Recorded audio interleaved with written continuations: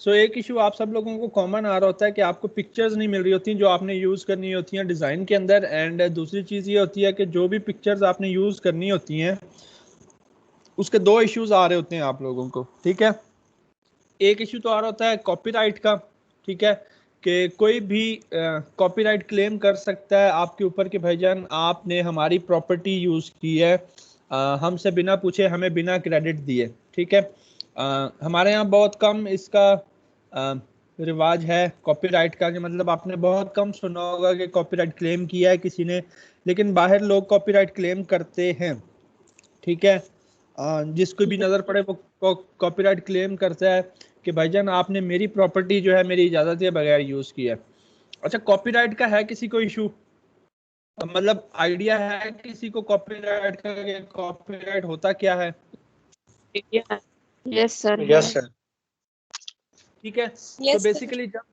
Basically होता ये है कि कोई भी चीज़ है, कोई भी आइटम आपने यूज़ किया कहीं पर भी अपनी वेबसाइट पर अपने डिज़ाइन के अंदर, या हम सिर्फ इस ग्राफिक डिज़ाइनिंग की बात करेंगे, ठीक है।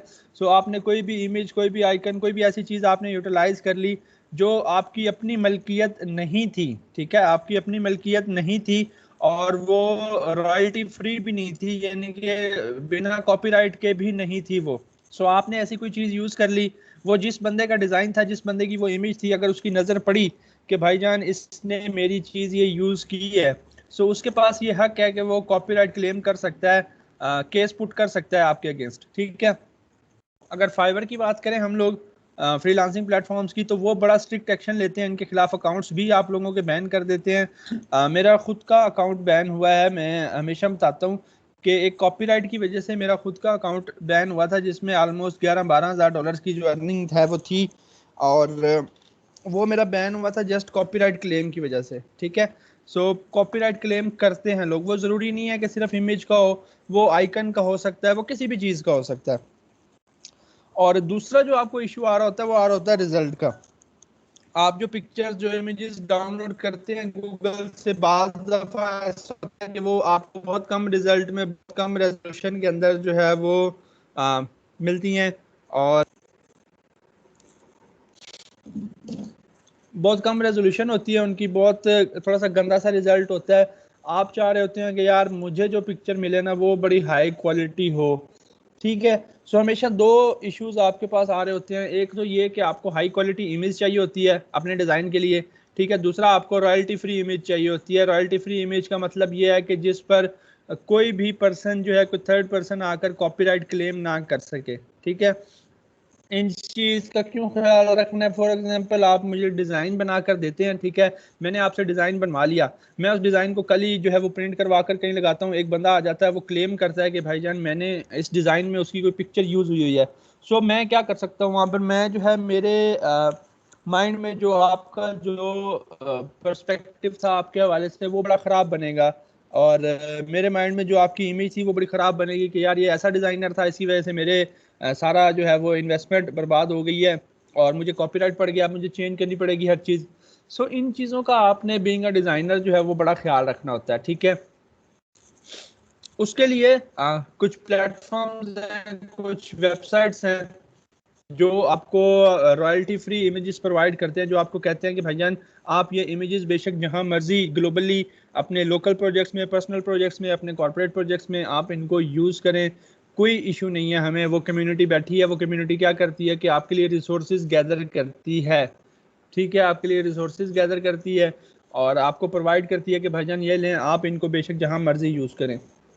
एक तो आप कॉपीराइट से बच जाते हो, दूसरा आप जो वहाँ पे जितनी भी पिक्चर्स होती हैं, जिन प्लेटफॉर्म्स को अभी हम विज़िट करने वाले हैं, वहाँ पर जितनी भी पिक्चर्स होती हैं वो बहुत आउट क्लास होती हैं, बड़ा हाई रेजोल्यूशन होती हैं उनकी, बहुत ही अच्छे रिजल्ट में होती हैं, और ताकि उससे क्या होता है, उससे आपके दोनों इशू जो है वो सॉल्व हो जाते हैं। एक तो आपको हाई क्वालिटी इमेजेस भी मिल जाती हैं और दूसरा आपको कॉपीराइट की तरफ से भी टेंशन जो है ना वो नहीं रहती। सो आप क्या कर सकते हैं, आप जो है अपना रॉयल्टी फ्री इमेजेस जो है वो यूज़ करें, हमेशा इस चीज़ को अपनी आदत बनाएं कि आपको वही चीज़ें जो है वो यूज़ करनी है। पहले जो आप फ़ौरन जाकर जो है वो गूगल पर जाते थे इस तरह से और गूगल पर जाकर आप जो है वो लिखा करते थे कि डॉक्टर की इमेजेस या किसी और चीज़ की इमेजेस, ठीक है।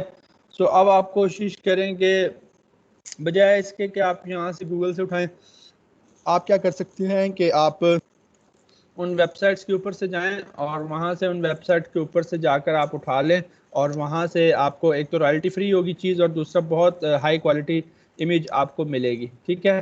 सो बजाय इसके कि यहाँ से उठाने के, अब हम वहाँ से उठाना शुरू करेंगे। सो जो पहली वेबसाइट है वो है हमारे पास अनस्प्लैश, जो मैं खुद यूज़ करता हूँ। पता नहीं क्यों बाकी और भी हैं, लेकिन मुझे ये वाली अच्छी लगती है, अनस्प्लैश, unsplash.com, ठीक है।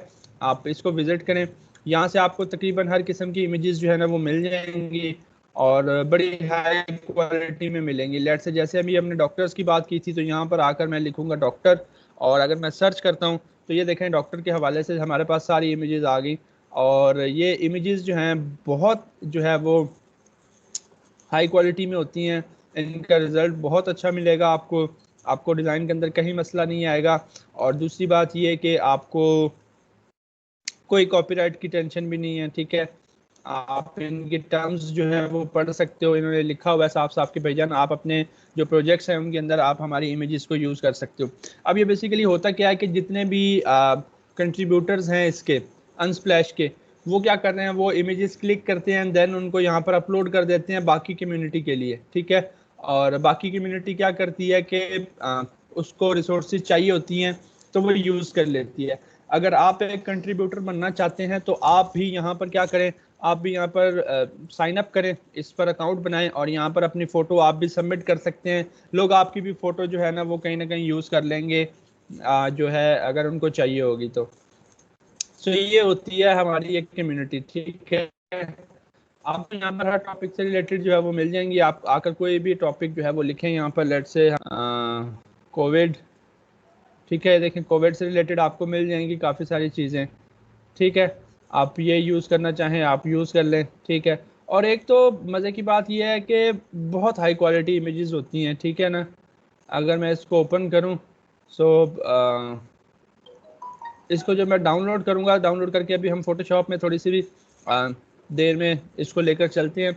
यहाँ पर ये देखें कि ये अली रिजवी हैं, ये पाकिस्तान से हैं कोई, ठीक है। और इन्होंने छांगा मांगा कि ये इमेज जो है वो अपलोड करी हुई है, ठीक है, ये देखें। और अली रिजवी, ये सारे उन्हीं की तस्वीरें अली रिजवी की, ठीक है। और यहाँ पर ये देखें अवेलेबल फॉर हायर भी हैं, ठीक है। तो ये फ़ायदा होता है कम्युनिटी के साथ जुड़ने का, कि आप एक कम्युनिटी के साथ अटैच हो जाते हो अगर, तो देन क्या होता है, देन ये है कि आपको उसके बेनिफिट्स भी मिलते हैं। अब आप सोच रहे होगे कि हमने यहाँ पर मुफ्त में फ़ोटो अपलोड कर देनी है, हमें क्या फ़ायदा। तो यार आपकी फ़ोटो कोई और तो यूज़ कर रहा है ना, उसके तो काम आ रही है। और उसके अलावा ये है कि अगर किसी को आपकी पिक्चर्स अच्छी लगती हैं, वो यहाँ से जैसे हमने देखा था कि हायर वाला, वो यहाँ से आपको क्लिक करके हायर भी कर सकता है कि भाईजान इस टॉपिक के ऊपर मेरे लिए आप फोटोग्राफी तो कर दो थोड़ी सी। तो इस तरह से आपको बेनिफिट मिल सकते हैं, ठीक है। तो ये पहली वेबसाइट है आपके पास अनस्प्लैश, ठीक है। उसके बाद आपके पास है पिक्साबे, ठीक है। एंड और भी हैं, मैं यहाँ पर लिख लेता हूँ, मुझे एग्जैक्ट नाम याद नहीं है अभी। पिक्साबे है एक हमारे पास, अनस्प्लैश हो गया, पैक्सल्स हो गया, ठीक है। उसके बाद हमारे पास हो गया पिक्साबे, हमने ओपन कर लिया, ठीक है।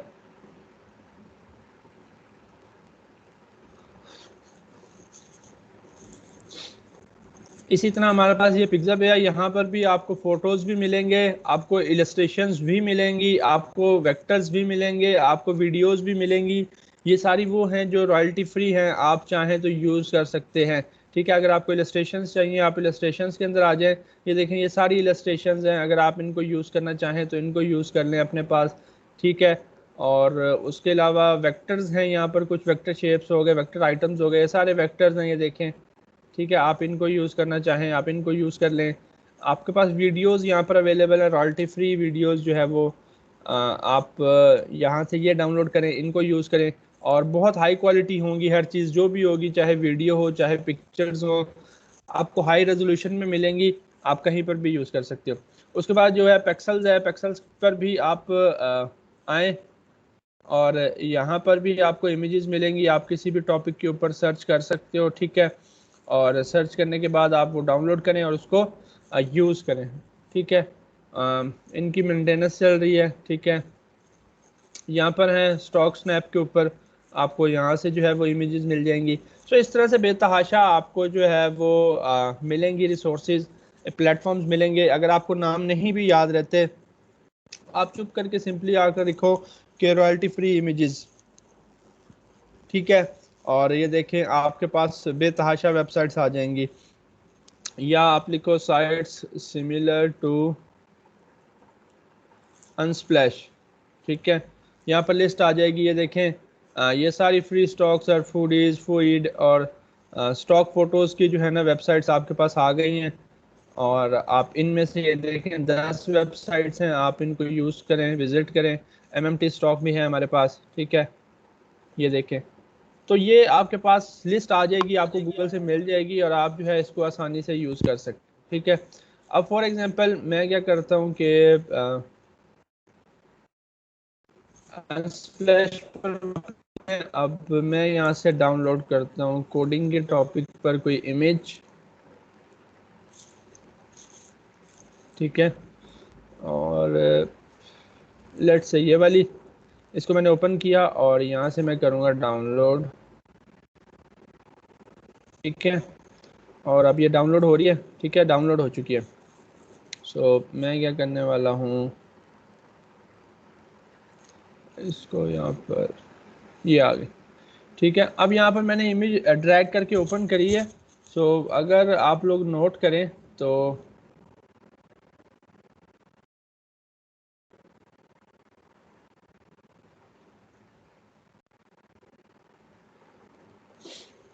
अगर आप लोग नोट करें तो इमेज मेरी ओपन हो चुकी है और इमेज इतने बड़े साइज में इतनी क्लियर नज़र आ रही है। और फिर भी ये कितने परसेंट नज़र आ रही है?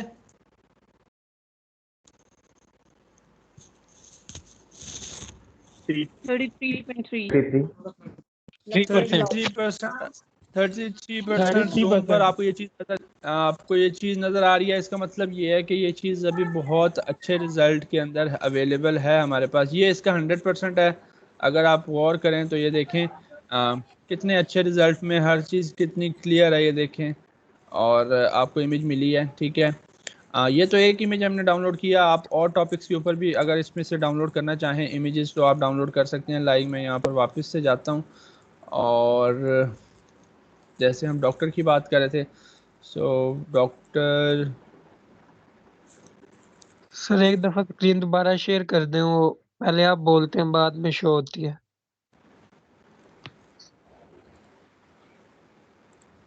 अब देखिएगा। यस सर, अब ठीक है।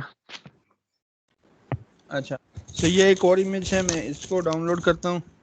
ठीक है, ये डाउनलोड हो रही है और इसको ओपन करते हैं। देखें अब ये भी आपके पास बड़े अच्छे रिज़ल्ट के अंदर इमेज अवेलेबल है। ठीक है, और अगर आप इसको भी विज़िट करें तो देखें हर चीज़ कितनी क्लियर है।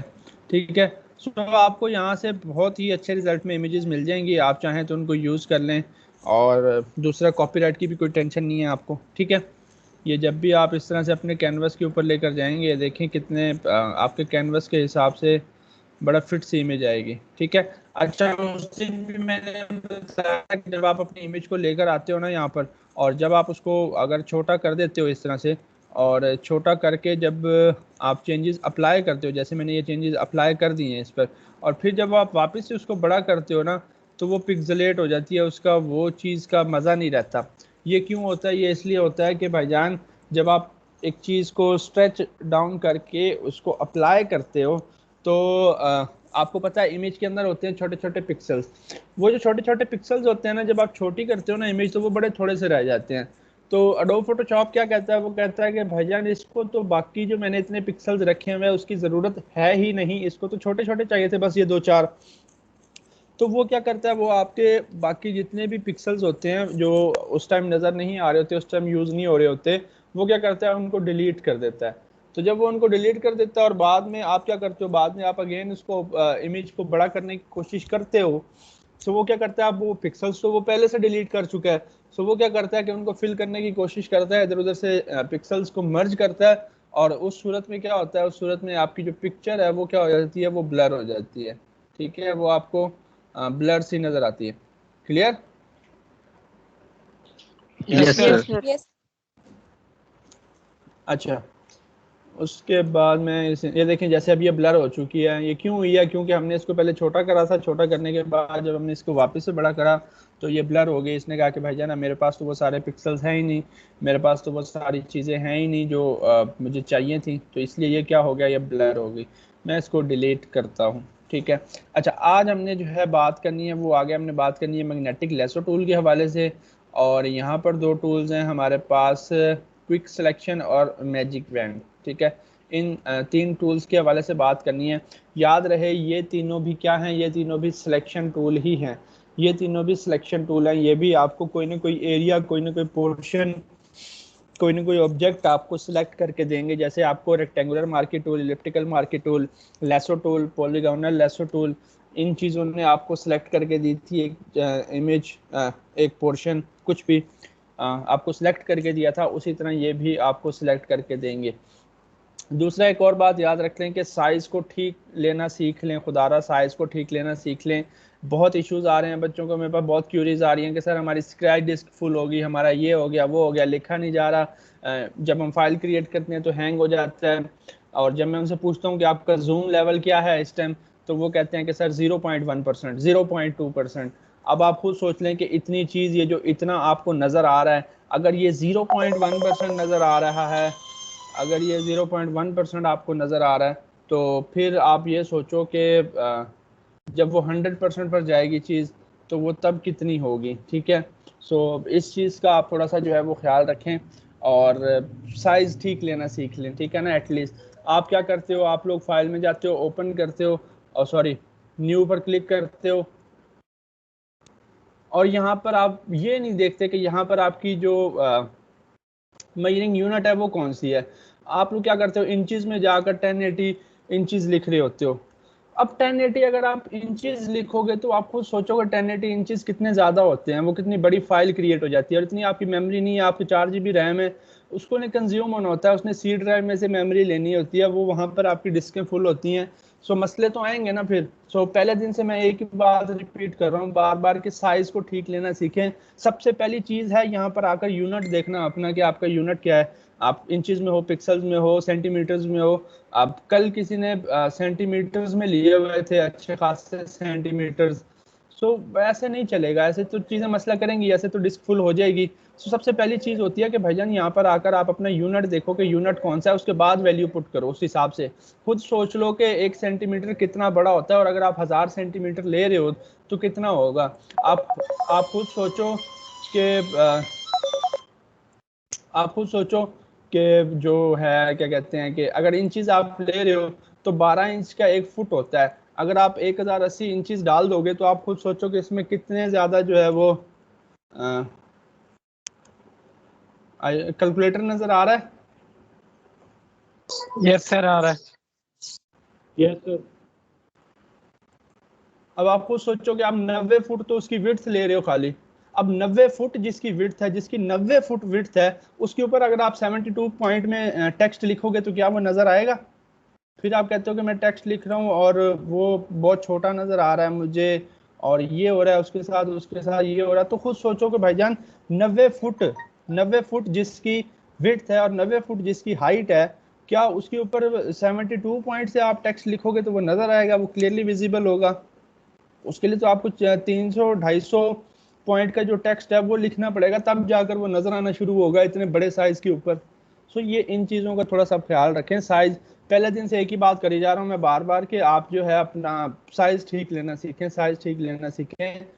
वो पता नहीं क्यों नहीं ठीक हो रहा, हफ्ता 2 हफ्ते हो गए हैं कि यहाँ पर यूनिट नहीं देख रहे कि यूनिट क्या चीज़ है। कॉमन सेंस काम नहीं कर रही कि इंचेस हैं तो हमने ये बात की थी पिक्सल्स में, तो यहाँ से पहले यार पिक्सल्स चेंज कर लो और फिर जाकर जो है अपनी वैल्यू पुट करो। यहाँ पर जो भी आपको वैल्यू पुट करनी है, इतना टाइम नहीं लगता, इतना टाइम नहीं लगता इसको चेंज करने में, इसको समझने में कि एक चीज़ आपको ये समझ ना आए। ठीक है। सो खुदारा पहले अपनी यूनिट चेक करें जब भी आप फाइल का साइज़ क्रिएट करें। मैंने हमेशा यही कहा है कि फाइल का साइज़ क्रिएट करना सबसे इंपॉर्टेंट है। ठीक है। बाकी चीज़ें तो बाद में है, डिज़ाइन तो बाद में हम क्रिएट करेंगे, ये टूल्स तो बाद में हम यूज़ करेंगे। जो पहली चीज़ है वो है साइज़ क्रिएट करना, एग्जैक्ट साइज़ क्रिएट करना। ठीक है। सो साइज देखें और वो डालें। गूगल आपके पास है, आपको पता नहीं क्यों नहीं साइज की समझ आ रही यहाँ से। जो है मैं यहाँ से अगर आकर बिजनेस कार्ड का साइज लिखता हूँ तो यहाँ पर देखें 3.5/2 इंचज है। अब ये इंच की यूनिट है।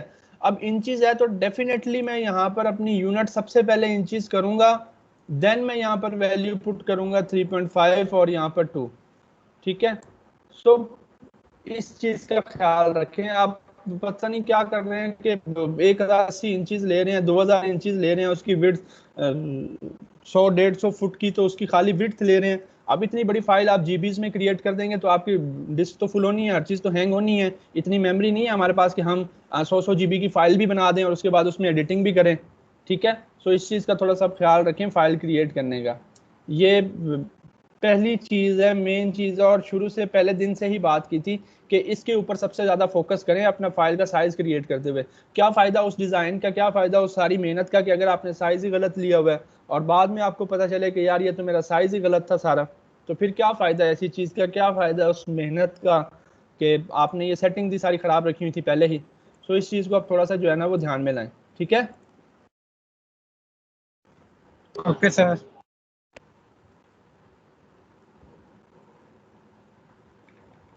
अच्छा।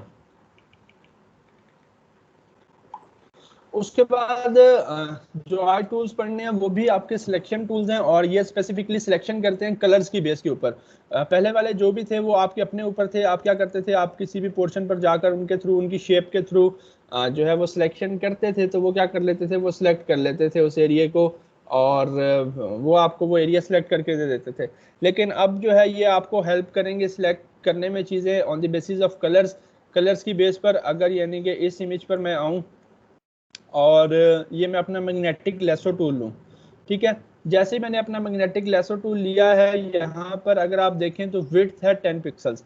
ठीक है, बाकी सारी चीज़ें वही हैं, ये जो आपने पहले प्रॉपर्टीज पढ़ी हैं। ठीक है, और यहाँ पर जो नई चीज़ आई है वो आई है विड्थ। ठीक है, जो हमारे काम की है। अब विड्थ जो है ना वो है 10 पिक्सल्स। अब इस 10 पिक्सल्स का क्या मतलब है कि आपने अगर कहीं पर क्लिक किया ना जिस कलर के साथ, तो वो उस कलर से 10 पिक्सल्स तक जितने भी कलर्स आएंगे ना वो उनको इग्नोर करेगा, वो इसी के साथ चिपका रहेगा। फॉर एग्जाम्पल आपके टेबल पर अगर कोई चीज पड़ी है, आप उसके साथ क्लिक करते हो, मतलब आपने उस चीज के कलर को पकड़ लिया। अब आपने उस कलर के हिसाब से सिलेक्शन करते जाना है। तो अगर उसके साथ ही थोड़ा सा करके कोई और कलर की चीज पड़ी है, तो अगर तो वो 10 पिक्सल्स पर पड़ी है ना, ठीक है, तो वो तो इसको इग्नोर करेगा। अगर 10 पिक्सल से और करीब पड़ी है, यानी कि 1-2 पिक्सल के फासले पर पड़ी है, तो फिर वो डेफिनेटली उसको भी कैच करेगा, उसको भी अपनी सिलेक्शन के अंदर लेकर आएगा। अब अगर आप गौर करें, मैं यहाँ से जो है वो सिलेक्शन इसकी बनाना शुरू करने वाला हूँ। मैंने यहाँ पर करना है क्लिक। मैंने यहाँ पर क्लिक किया और इसके साथ साथ मैं अगर लेकर जाऊँ तो आप देख रहे होंगे कि ये देखें जिस तरफ मैं जा रहा हूँ ना उस कलर के ऊपर ये अपनी सिलेक्शन करता जा रहा है इधर। अब ये डेफिनेटली 10 पिक्सल से ज्यादा बन रहा है, जो है 10 पिक्सल से ज्यादा। और ये चीज तो वो क्या कर रहा है, वो उस चीज को जो है वो सिलेक्ट कर रहा है। क्यों? क्योंकि वो 10 पिक्सल्स की रेंज से ज्यादा है।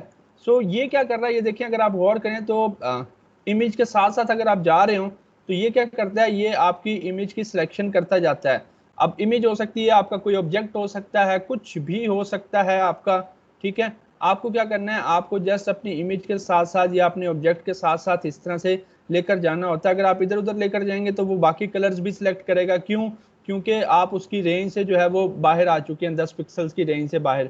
वो सिर्फ 10 पिक्सल्स तक इग्नोर करता है। ठीक है, अब फॉर एग्जांपल मैं इस विड्थ को करने वाला हूँ 50 पिक्सल्स। मैं कहता हूँ 50 पिक्सल्स तक आपने इग्नोर करना है, आपने नहीं सिलेक्ट करना वो। ठीक है, मैं यहाँ पर आया इस तरह, और देखिए मैं अब इस तरफ माउस लेकर आ रहा हूँ लेकिन वो इधर सिलेक्ट नहीं कर रहा, वो फिर भी मेरी इमेज के साथ साथ चिपक रहा है। ठीक है, चिपक रहा है कि नहीं? यस सर, चिपक रहा है। ठीक है, वो क्यों? वो इसलिए कि वो हमारा जो है, हमने कह दिया कि अब आपने 50 पिक्सल्स तक दूसरे कलर को इग्नोर करना है, दूसरे कलर को आपने नहीं पकड़ना। ठीक है, अब इसमें आपने करना क्या होता है, इसमें आपने ये करना होता है कि यहाँ से क्लिक किया और जहां तक आपको लगे कि यार ये ठीक सिलेक्शन आ रही है वहां अगेन क्लिक करें, थोड़ा सा अगेन क्लिक करें, यानी कि क्लिक करते जाएं, अपने पॉइंट्स बनाते जाएं। इसके अंदर आपको पॉइंट्स नजर आ रहे हैं ना, वो छोटे छोटे बॉक्सेस। Yes sir. ठीक है, ये देखें इस तरह से मैं अब इमेज जो है वो सिलेक्ट करता जा रहा हूँ। और मैं क्लिक करके पॉइंट जो है वो बनाता जा रहा हूँ। जहाँ पे मुझे लग रहा है कि यार ये अब बिल्कुल अच्छी आ रही है, मैं वहाँ क्या कर देता हूँ, मैं वहाँ पर पॉइंट बना देता हूँ। अब इस पॉइंट बनाने का क्या फायदा होता है, क्लिक करके पॉइंट बनाना होता है, ठीक है। इस पॉइंट बनाने का क्या फायदा होता है, इस पॉइंट बनाने का ये फायदा होता है कि इन केस अगर आप यहाँ पर चले गए ना, इधर होगी सिलेक्शन, तो अब ये देखें ये तो डेफिनेटली खराब हो गई है, तो आप क्या कर सकते हैं, वापस आ सकते हैं। आप इस पॉइंट पर आए, बैक स्पेस प्रेस करें, इस पॉइंट पर आए बैक स्पेस, इस पॉइंट पर आए बैक स्पेस, इस पॉइंट पर आए बैक स्पेस, इस पॉइंट पर आए बैक स्पेस। सो आप बैक स्पेस प्रेस करके क्या कर सकते हो, आप बैक स्पेस प्रेस करके जो है अपना इस तरह से सिलेक्शन जो है वो बना सकते हो, ये देखो, ठीक है। सो आपको जहां पे लगे कि यार ये ठीक जा रही है सिलेक्शन, आप साथ साथ क्या करते जाओ, क्लिक करके पॉइंट बनाते जाओ, क्लिक करके पॉइंट, ठीक है। ये देखें, क्लिक करें और पॉइंट बनाते जाएं, क्लिक करें और पॉइंट बनाते जाएं। सो इस तरह से आप क्या कर सकते हो, आप सिलेक्शन कर सकते हो कलर्स की बेस पर। आप किसी भी एक ऑब्जेक्ट को अगर सिलेक्ट करना चाहें तो आप उसको सिलेक्ट कर सकते हैं बड़ा इजीली जो है वो अपने कलर्स की बेस के ऊपर। अब यहाँ पर मैं बैक स्पेस प्रेस करूंगा, back space, back space, back space, back space, क्यों, क्योंकि वो मेरा सही से सिलेक्शन नहीं हुई थी। सो आप क्या करें, साथ साथ क्लिक करते रहें, साथ साथ क्लिक करते रहें।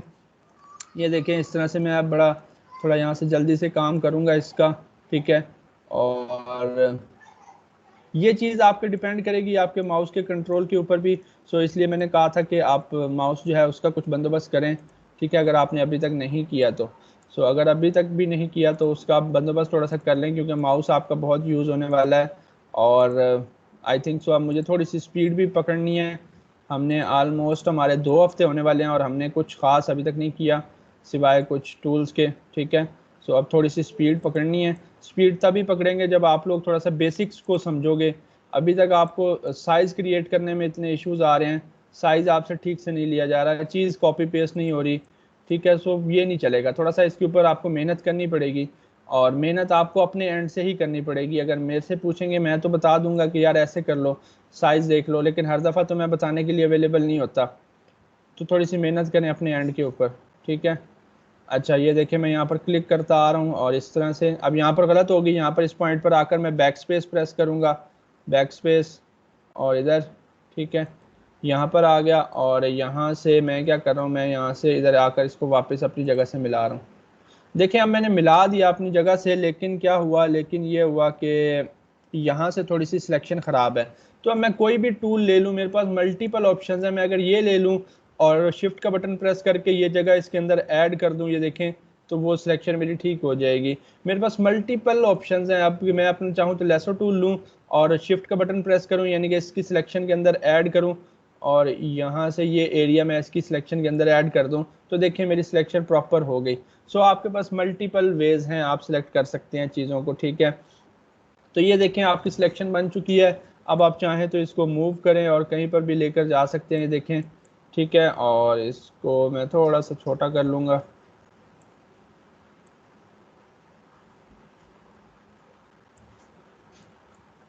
ठीक है, इस तरह से। सो आपके पास अब मल्टीपल वेज हैं, आप अपने ऑब्जेक्ट को सिलेक्ट करें और उसको ट्रांसफॉर्म करके ले आएँ, ठीक है। ये देखें आप, जितनी इसमें ये होगा कि जितनी आपकी हाई क्वालिटी इमेज होगी उतना आपका वो अच्छे से सिलेक्शन करेगा, उतने कलर्स उसको जो है वो क्लियरली विजिबल होंगे और वो क्या करेगा, उनको सिलेक्ट करेगा, ठीक है। उसके बाद जो नेक्स्ट टूल है यहाँ पर, ये ऑब्जेक्ट सिलेक्शन वाला टूल जो है ये लेटेस्ट वर्जन के अंदर आया है। इसको हम स्किप करेंगे, हम सिर्फ जो है क्विक सिलेक्शन टूल और मैजिक बैंड सिलेक्शन टूल ये दो पढ़ेंगे, ऑब्जेक्ट सिलेक्शन टूल हम नहीं पढ़ेंगे, ठीक है। इसको आप बाद में देखेंगे अगर आप लोग सब लोगों के पास लेटेस्ट वर्जन हुआ तो। सो ये था मैग्नेटिक लेसर टूल, आपका कलर्स की बेस पर आपके ऑब्जेक्ट्स को सिलेक्ट करता है, ठीक है। जिस ऑब्जेक्ट के साथ आप क्लिक करेंगे और आप छोटे छोटे क्लिक करके पॉइंट बनाते जाएं, जहां पर आपको लगे कि यार मेरी सिलेक्शन यहाँ तक ठीक है, आप वहां पर क्लिक कर दें। जहां पर आपको लगे कि यार यहाँ पर मेरी सिलेक्शन ठीक है, आप वहां पर क्या करो, आप वहां पर क्लिक कर दो, ठीक है। और ताकि क्या हो, ताकि आपका जो है सर लीव करके आप अगेन शो करें, ताकि आपका जो है ऑब्जेक्ट जो है वो अच्छे से सिलेक्ट हो सके, ठीक है। सो जहां पर आपको लगे कि यार सिलेक्शन आपकी ठीक है, आप वहां पर क्लिक करके एक पॉइंट बना दो। अगर आपका पॉइंट कहीं गलत डायरेक्शन में लग जाता है, सो आप क्या करेंगे, आप वहां पर उस पॉइंट पर माउस लेकर आएंगे और अपना बैक स्पेस का बटन प्रेस करेंगे और वो पॉइंट आपका खत्म हो जाएगा और आप वापस आ जाओगे, थोड़ा सा एक स्टेप और बैक आ जाओगे। तो इसी तरह बैक आकर जहां पर आपको लगे कि यहीं तक आपको बैक आना था, वहां पर आप अगेन क्लिक करें और वहां से आगे फर्दर मूव करना शुरू कर दें। बहुत आसान है, जस्ट प्रैक्टिस करेंगे तो ठीक हो जाएगी ये चीज़। और उससे ज़्यादा प्रैक्टिस तो पहले ये करें ना कि फाइल का साइज़ लेना सीखें। पता नहीं यार फाइल का साइज़ क्यों नहीं ठीक ले रहे आप लोग, नहीं चलेगा, ऐसे नहीं चलेगा। ठीक है, फाइल का साइज़ क्रिएट करना सीखें। और यहाँ पर जूम लेवल देख लिया करें ना आप लोग। अब आप खुद अंदाज़ा लगा लें कि एक चीज़ आपको 0.2% नज़र आ रही हो, 0.1%, 1% भी नज़र आ रही हो, 2% भी नज़र आ रही हो, तो उसका 100% आप खुद सोच लो कि कितना बड़ा होगा। ठीक है, तो ये चीज़ आपने देखनी है। अच्छा, उसके बाद हम चलते हैं मैजिक बैंड सिलेक्शन और क्विक सिलेक्शन के ऊपर। जो आपका ये दो टूल्स हैं, एक सेकंड एक सेकंड एक सेकंड।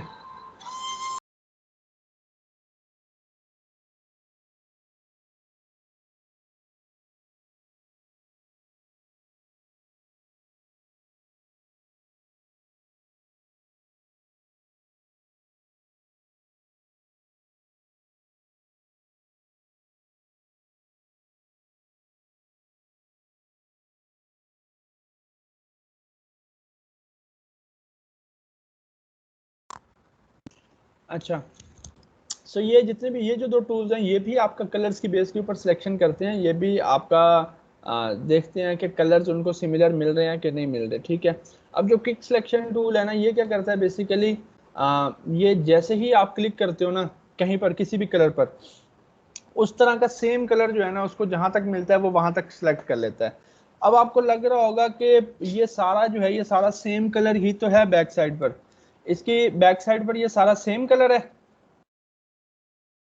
No sir. ठीक है, नो सर।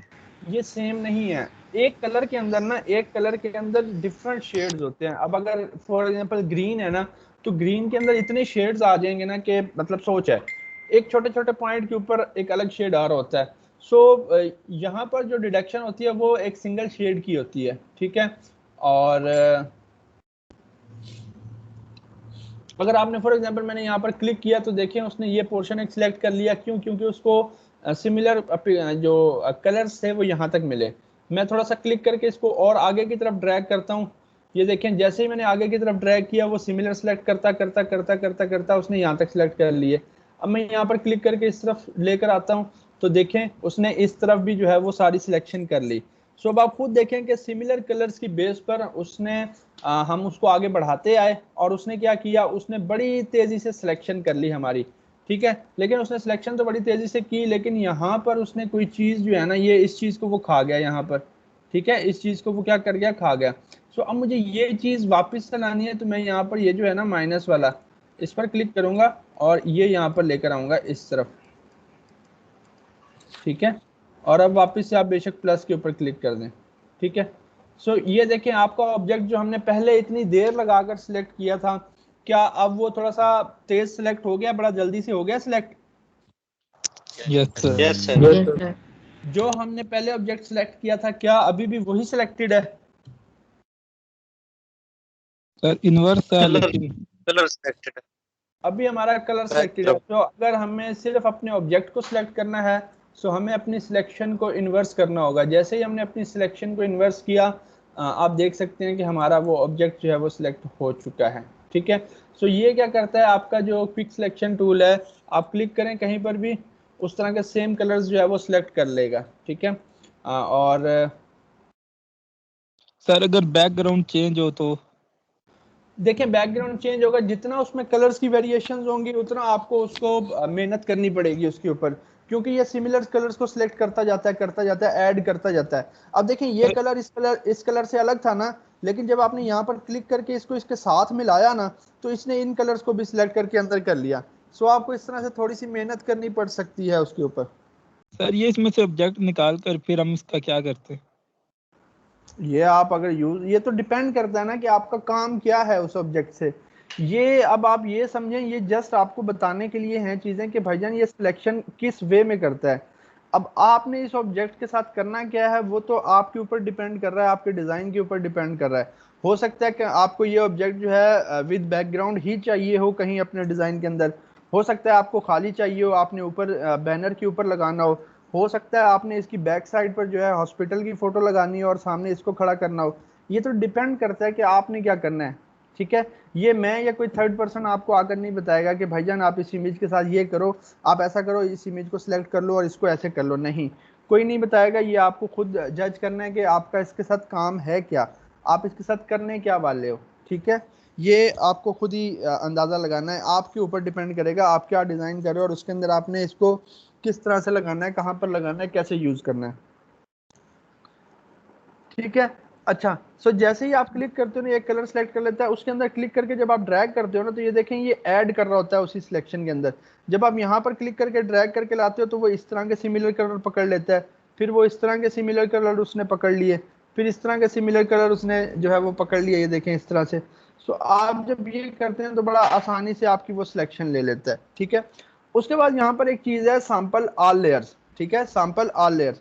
फॉर एग्जाम्पल, ठीक है, ये इमेज थी, ये लेयर थी, ये लेयर, अब ये लेयर के ऊपर मैं क्लिक कर रहा हूँ, वो सिलेक्ट नहीं कर रहा कुछ भी, क्यों?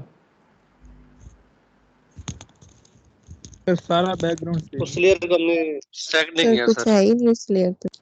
उस लेयर के ऊपर कोई कलर है ही नहीं, उस लेयर के ऊपर देखें, इस लेयर के ऊपर कोई कलर है ही नहीं।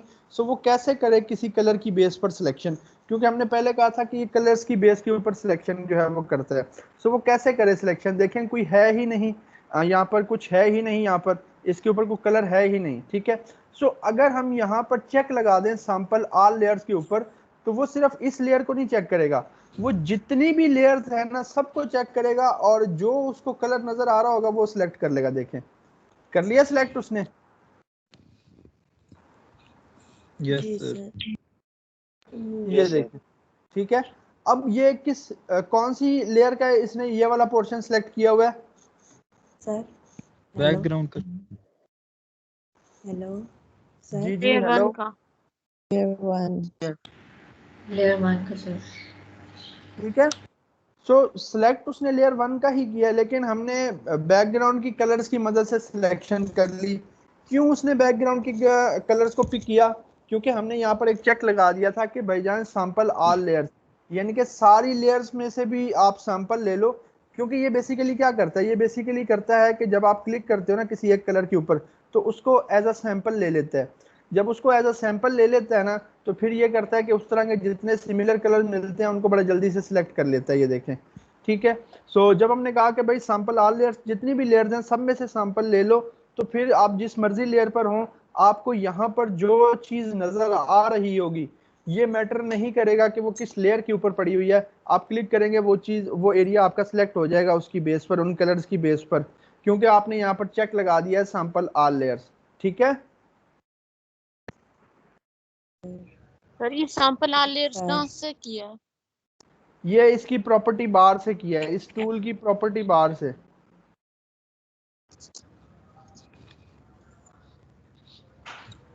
Okay okay sir. ठीक है। अच्छा, जो उसके बाद जो आपके पास नेक्स्ट टूल आ रहा है वो आ रहा है मैजिक वैन टूल। अब मैजिक वैन टूल भी आपका सेम उसी तरह से कलर्स की बेस पर आपने क्लिक करना है और वो सिलेक्ट कर लेता है, ठीक है। वो क्या करता है, सिलेक्ट कर लेता है। अब यहाँ पर हम लेयर 1 पर थे, मैं बैकग्राउंड पर क्लिक करता हूँ। यहाँ पर मैंने जैसे ही क्लिक किया, ये देखें सिमिलर कलर्स को उसने बड़ा जल्दी से जो है वो सिलेक्ट कर लिया, ये देखें सिमिलर कलर्स को उसने बड़ा जल्दी से जो है वो सिलेक्ट कर लिया। और यहाँ पर अगर मैं यहाँ पर क्लिक करूंगा तो इस कलर्स की बेस पर वो सिमिलर कलर्स को जो है वो सिलेक्ट कर रहा है। अब फॉर एग्जांपल मैंने यहाँ पर क्लिक किया, उसने ये कलर सारे सिलेक्ट कर लिए। अब अगर मुझे इसके अंदर ये वाली भी ऐड करने हैं तो कैसे करूंगा?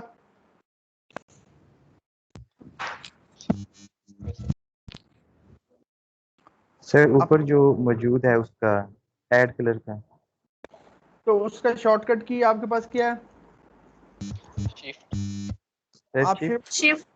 आप शिफ्ट को प्रेस करके यहाँ पर क्लिक करें कलर्स के ऊपर, तो वो क्या करेगा, वो सिलेक्ट करता जाएगा इस तरह से, ये देखें उसके अंदर ऐड करता जाएगा, ठीक है। सो ये भी आपकी कलर्स की बेस पर सिलेक्शन करता है, बस आपको एक क्लिक करना होता है और उस तरह के सिमिलर कलर्स आपके ये सारे जो है वो सिलेक्ट कर लेता है, ठीक है। अब इसके ऊपर भी सैंपल ऑल लेयर्स की एक प्रॉपर्टी है, आप अगर ये चेक करेंगे तो तमाम लेयर्स के ऊपर उस तरह के सेम कलर देखेगा और सिलेक्ट कर लेगा उस जगह को जहां पर उस तरह के सेम कलर्स होंगे, ठीक है। अब यहाँ पर एक और नई प्रॉपर्टी है, वो है कंटीजियस की प्रॉपर्टी। अब कंटीजियस की प्रॉपर्टी क्या है? ये है, आप ऐसे समझो कि कंटिन्यूअस। कंटिन्यूअस क्या होता है? मुसलसल चलना। ठीक है। सो अगर आप यहाँ पर क्लिक कर रहे हो ना, तो इस तरह के कलर्स उसको इकट्ठे मतलब कंटिन्यूसली कनेक्टेड जहां तक मिलेंगे ना, वो वहां तक सिलेक्ट कर लेगा। मतलब उसके साथ साथ जहां तक होंगे, अगर जहां पर भी गैप आया, कलर चेंज हुआ, तो वो क्या करेगा? वो उस चीज को सिलेक्ट नहीं करेगा। लेकिन अगर आप ये कंटीजियस से चेक हटा देते हो, तो आपने उसकी कंटिन्यूटी जो थी वो तोड़ दी आपने। जब आपने वो तोड़ दी ना, तो फिर अगर आप एक क्लिक करोगे ना, तो उस तरह के कलर्स जहां जहां होंगे पूरी इमेज में वो सिलेक्ट कर लेगा। वो क्या कर लेगा? वो सिलेक्ट कर लेगा। पहले क्या कर रहा था? पहले वो ये कर रहा था कि उसको लगातार इकट्ठे जुड़े हुए जहां तक मिल रहे थे वहां तक सिलेक्ट कर रहा था। देखिए, मैंने कंटीजियस पर चेक लगाया, मैंने यहाँ पर एक क्लिक किया, उसको इस तरह के कलर्स जहां तक कंटिन्यूसली मिले उसने वहां तक सिलेक्ट किए। ठीक है। लेकिन अगर मैं इस कंटीजियस की प्रॉपर्टी को हटा देता हूं, तो फिर क्या होगा? फिर ये होगा कि उसको उस तरह के, यानी कि अगर मैं यहाँ पर क्लिक करता हूं, तो इस तरह का कलर उसको पूरी इमेज के अंदर, पूरे कैनवस के अंदर जहां जहां मिला, उसने वहां वहां उसको सेलेक्ट कर लिया। ठीक है। सो ये आपकी कंटीजियस की प्रॉपर्टी है। सैंपल ऑल लेयर्स क्या करता है जी?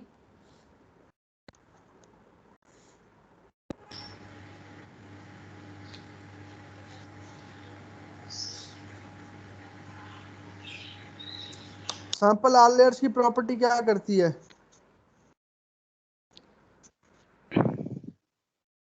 सर सारी लेयर्स को यानी इकट्ठी कर देती है। अगर किसी भी लेयर पे कोई कलर हो तो सब कुछ सिलेक्ट कर लेती है। क्योंकि ये बेसिकली हमारा एक सैंपल की बेस पर जो है वो सिलेक्शन करते हैं। इनको एक सैंपल चाहिए होता है, जहां पर हम क्लिक करते हैं, उस कलर को एज अ सैंपल ले लेते हैं, और उस तरह के जितने भी जहां जहां कलर्स होते हैं उस पोर्शन को वो सिलेक्ट कर लेते हैं। सो अगर एक लेयर पर कोई कलर है ही नहीं, तो हम अगर वहां पर क्लिक कर रहे हैं, तो वो उस चीज को सैंपल नहीं लेगा। हमारा जो मैजिक वैंड था, सॉरी, क्विक सिलेक्शन था। सो अगर हम सैंपल ऑल लेयर्स के ऊपर चेक करते हैं, तो वो कहता है कि भाईजान, आप जिस कलर के ऊपर क्लिक करेंगे ना, जो आप सैंपल लोगे, अगर उस सैंपल जैसे कलर्स किसी भी लेयर पर होंगे, वो कहीं पर भी नजर आ रहे होंगे आपको यहाँ कैनवस के ऊपर, तो हम वो पोर्शन आपको सिलेक्ट करके दे देंगे। हम आपको वो पोर्शन जो है वो सिलेक्ट करके दे देंगे। ठीक है। सो ये आपकी जो है एक चीज है कि सैंपल ऑल लेयर्स आपका किस तरह से जो है वो काम कर रहा होता है। ठीक है। Yes sir. Yes sir. अच्छा, ये हो गया आपका यहाँ तक। उसके बाद जो नेक्स्ट चीज है आपकी, आगे चलें, थोड़ा सा पढ़ें। जी। Yes sir. ठीक है। उसके बाद है आपका, यस सर। उसके बाद है आपका क्रॉप टूल। अब क्रॉप टूल आपका क्या करता है? किसी भी पिक को हाफ करना है या इमेज को क्रॉप करके इमेज को क्रॉप कर देना बेसिकली। Hello sir. ठीक है। ये क्या करता है? ये आपकी इमेज को क्रॉप करता है। अब जब भी आपने अपनी कोई इमेज क्रॉप की होगी, आपने क्या किया होगा? उसका अनवांटेड सा जो एरिया होगा वो आपने क्या कर दिया होगा? रिमूव कर दिया होगा। जी। Yes sir. सो मैं अगर इस इमेज के ऊपर क्लिक करूं, और यहाँ से जो एजेस आ गए, मैं इस तरह से इनको क्रॉप करूं, इस तरह से, ये देखें, इस तरह से क्रॉप करूं, और आ देता हूं फिलहाल, और मैं यहाँ पर ओके करूं, तो देखें मेरी इमेज क्रॉप हो गई। होगी crop? Yes sir. Yes sir. मैं वापस से क्लिक करके इसको वापस इसकी ओरिजिनल जगह पर ले आता हूँ। ये तो था कि आप इन एजेस को लेकर जो है वो क्रॉप करें। आप चाहें तो यहाँ क्लिक करके भी इस तरह से भी क्रॉप जो है वो कर सकते हैं। क्लिक करके भी आप इस तरह से क्रॉप करें और इंटर प्रेस कर दें। मैं कंट्रोल Z करूँगा। ठीक है। उसके बाद यहाँ पर है रेशो। अब रेशो का मतलब क्या होता है कि अगर आप यहाँ पर कोई रेशो दे देंगे, तो उसी रेशो के अंदर वो उसका बॉक्स बनेगा ना, या नहीं? Yes sir. ये इसकी प्रॉपर्टी बार यस सर की बात बनेगा। है ऊपर। ये इसकी अब प्रॉपर्टी बार की बात हो रही है। आपने ये तो देख लिया कि भाईजान आप इस तरह से इसको सिलेक्ट करते हो और इंटर प्रेस करोगे तो आपकी इमेज क्रॉप हो जाएगी। ये तो आपने देख लिया। अब इसकी प्रॉपर्टी बार देखें कि ये रेशियो है। अगर आप रेशियो दे देते हो ना 2 और 1, तो ये देखें 2 और 1 की रेशियो है। अब आप छोटा या बड़ा करो तो वो इसी साइज में छोटा या बड़ा होगा, 2:1 के साइज में। तो ये आपने कहाँ चीज पढ़ी थी?